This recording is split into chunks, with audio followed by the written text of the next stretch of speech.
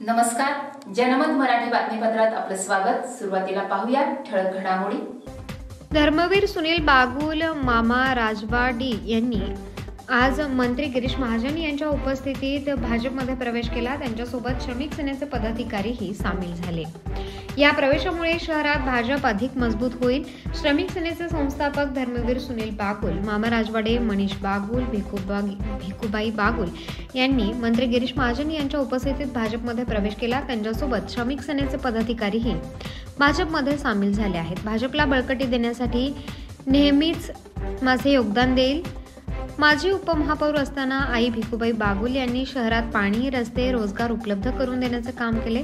गरज पडल्यास श्रमिक सेना पक्षासाठी सर्व कामे करेल।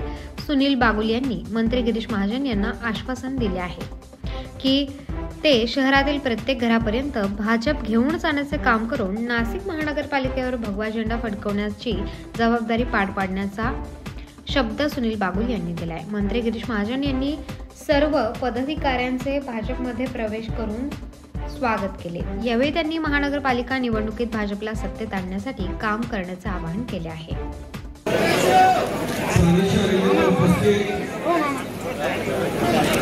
आपले मंत्री गिरीश महाजन साहेब असं ठरलं भारतीय जनता पार्टीमध्ये प्रवेश करायचा आणि पहिलीच मीटिंग भाऊ बरोबर झाली। भाऊनी ज्या टाइमला भारतीय जनता पार्टीचे जे पदाधिकारी मला घेऊन गेले होते त्यांच्यासमोर 5-6 प्रश्न विचारले। आता मी भारतीय जनता पार्टीमध्ये गेली 5 वर्षे तर होतो। आता त्यावेळेला मला काय तुम्ही तुमच्या भाषेत काही करून म्हणता ऐकलं नाही, काय डोक्यात पाणी झालं आणि मी भारतीय जनता पार्टी सोडली आणि त्याच्यानंतर परत जेव्हा जाण्याचा प्रसंग आला तेव्हा भाऊने मला विचारलं का शहरामधील सर्व आमदारांना विचारलं का, सगळ्यांची एनओसी आहे का, सगळ्या आमदारांनी सगळ्यांनी एनओसी आहे, सर्व पदाधिकाऱ्यांची एनओसी आहे का, म्हणजे आहे।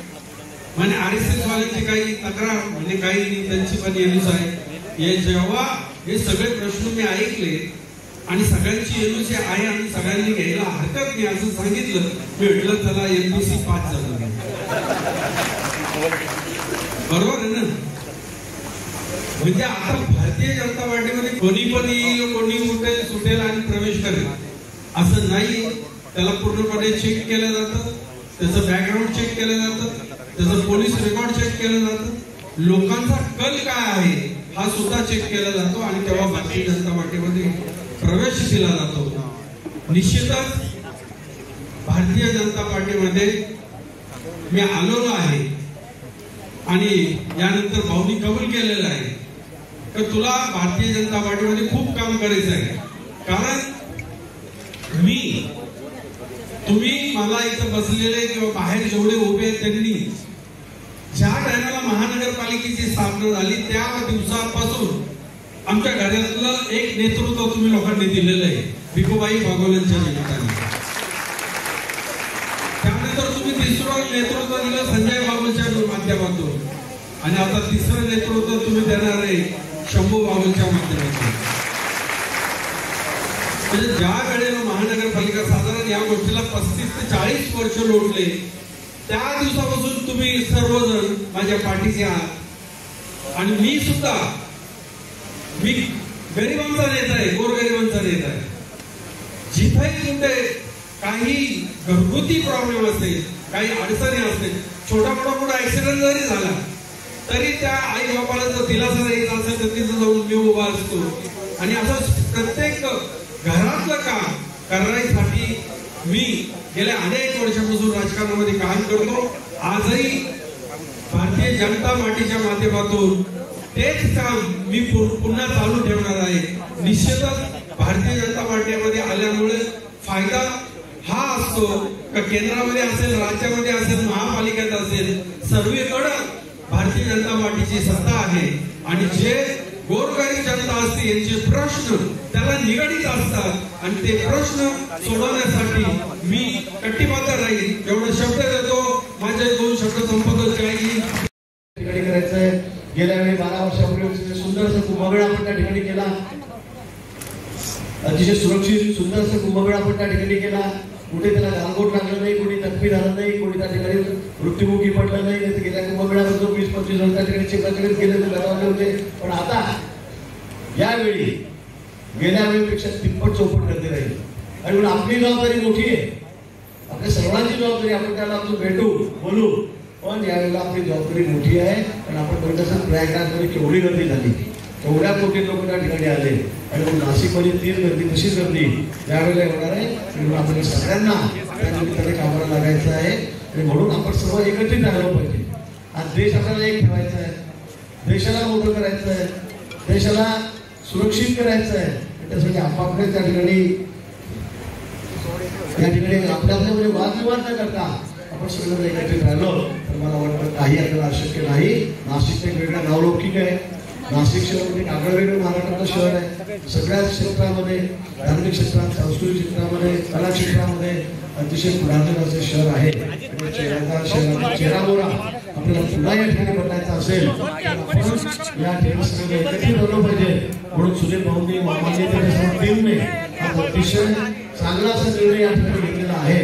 आणि येणाऱ्या महापालिकेमध्ये मी सांगितलं की 100चा आकडा पार 122 मधून 100चा आकडा आपल्याला नगरसेवकाचा पार करायचा. मागच्या वेळी 67 होते, या वेळेला 100 पार आपल्याला या ठिकाणी करायचे आहे. कोणाला किती बडबड करू द्या, कोणाला किती गप्पा करू द्या, आता त्यांचा आकडा आपल्याला बघायचा आहे. हे जे सगळे वाचाळ विनेत आहेत, सकाळपासून संध्याकाळ रात्रीपर्यंत बडबड करत आहेत, यांना दाखवायचंय की बाबा तुम्ही फार बडबड करू नका. तुम्ही आता महापालिकेत निवडून मग सगळ्या ठिकाणी महाराष्ट्रभर आहे. आपण रिझल्ट दाखवा. लोक कोणाच्या पाठीशी आहे. देवेंद्रजी सांगते सच्चो नेतृत्व आपल्याला राज्याला लाभलेला आहे. लोकांचा विश्वास देवेंद्रजींवर आहे, लोकांचा विश्वास मोदीजींवर या ठिकाणी आहे. आणि त्यांच्या नेतृत्वाखाली राज्याचे असेल, देशाचे असेल, या आगीवर अतिशय वेगाने चाललेली आहे. आणि म्हणून आपल्याला येणाऱ्या निवडणुकीत 100चा आकडा पार करून या राज्यामध्ये रेकॉर्ड तयार करायचा. आतापर्यंत इतके नगरसेवक एका शहरात एका महापालिकेमध्ये निवडून आले असतील, नाशिक निवडून आणायचे, ते रेकॉर्ड आपल्याला करायचं आहे. त्यासाठी आपण सगळ्यांनी सज्ज व्हावं एवढंच आवाहन आपल्याला या प्रसंगी करतो. आणि सुनील भाऊ आपलं मनापासून खूप खूप स्वागत. आपण पक्षामध्ये आलेला आहे, आपला अनुभव महापालिका ठिकाणी आहे, आपली सगळी टीम या ठिकाणी आहे. आपल्या या क्षेत्रामधला अनुभव आपण गेल्या अनेक वर्षापासून सामाजिक कार्यकर्ते म्हणून काम करतात, सगळ्या क्षेत्रामध्ये, धार्मिक क्षेत्रामध्ये काम करतात. त्याचा फायदा भारतीय पक्षाला निश्चित होईल अशी अपेक्षा मी या ठिकाणी व्यक्त करतो. आणि लगेच आपण सुनील भाऊंना या यावेळी आमदार देवयानी फरांदे, सीमा हिरे, राहुल ढिकले, माजी आमदार बाळासाहेब सानप, माजी मंत्री बबनराव घोलप, शहराध्यक्ष सुनील केदार, नेते लक्ष्मण सावजी, सुधाकर बडगुजर, श्रमिक सेनेचे अध्यक्ष अजय बागुल, बाळासाहेब पाठक यांच्यासह श्रमिक सेनेचे पदाधिकारी, भाजप पदाधिकारी, नेते, कार्यकर्ते मोठ्या संख्येने या प्रवेश सोहळ्यात उपस्थित होते.